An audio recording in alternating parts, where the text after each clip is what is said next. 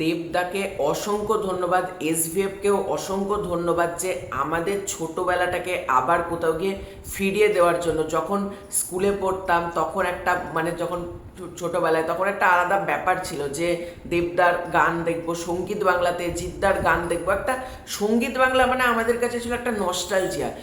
SVF সেই সময় যে সকল সিনেমা তৈরি করলো করতো, বর্তমান দিনে সঙ্গীত বাংলার ক্রেজটা দিনে দিনে কমে আসছে, কিন্তু আবারও কোথাও গিয়ে রঘু ডাকাতের মাধ্যমে সঙ্গীত বাংলার জনপ্রিয়তাটা কোথাও গিয়ে বাড়ছে, যেটা কিন্তু দেখে প্রচণ্ড ভালো লাগলো। তো সঙ্গীত বাংলায় চলে এসেছে রঘু ডাকাতের গান ঝিলমিল লাগেরের টিজার, এখনো ইউটিউবে আসেনি। সঙ্গীত বাংলায় 7:30টার সময় দেখানো হলো, তো আমি সেখান থেকে জিও টিভি থেকে আমি দেখলাম।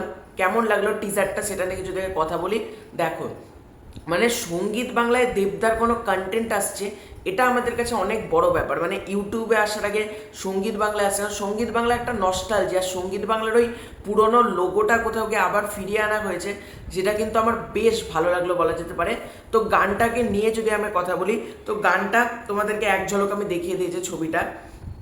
তো আমি যেটা দেখলাম গানটা, বেশি কিছু দেখানো হয়নি, কিন্তু যে ভিজুয়ালাইজেশনটা দেখানো হচ্ছে বেশ ভালো। বেশ তোমাদেরকে যদি একবার আমি লাইভ রিয়াকশন করে দেখা, আওয়াজ অফ করে, এটা দেবদা আসছে, দেবদাকে বেশ ভালো লাগছে। এবং তোমরা যদি লোকেশনগুলো দেখো, এই ঝিলমিল প্রেম, ইধিকা পাল ছুটে আসছে, এটা দেখা যাচ্ছে দেবদার কাছে, ঠিক যেন রূপকথা, সঙ্গে দেব ও ইধিকা পাল জলের ওপর শুয়ে ঝিলমিল লাগেরে আসছে 6 সেপ্টেম্বর। আমি তোমাদেরকে বলেছিলাম 6 তারিখ গানটা আসছে।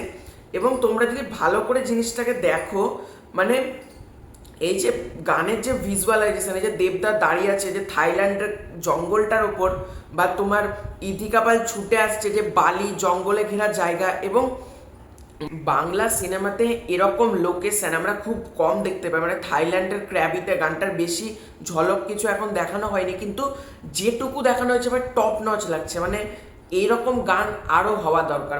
এসভিএফ এর যখন বাজেট আছে, যখন দেবদা আছে, ওয়াই নট এইরকম গান তারা বানায় না। আমি জানি না কেন রঘু ডাকাতের মাধ্যমে তা নিল। এবং দেবদাকে তোমরা লাল ড্রেস পরে দেখো, হেভি লাগছে। এবং প্রথমে একটা সাদা শটে আমরা দেখতে পাচ্ছি, সাদা ধুতি টাইপের আছে। এবং ইধিকা পালকেও দুটো ড্রেস দিয়ে দেখানো হচ্ছে, একটা সাদা এবং একটা লাল।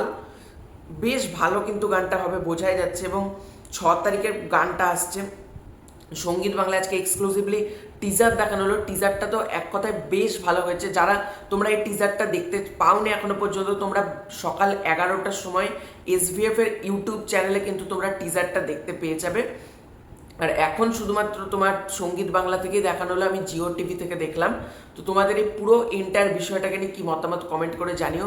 চ্যানেলে নতুন থাকলে চ্যানেলটাকে সাবস্ক্রাইব করে দাও। খুব শীঘ্রই দেখা হচ্ছে নতুন কোনো ভিডিওতে, ততক্ষণের জন্য বাই বাই।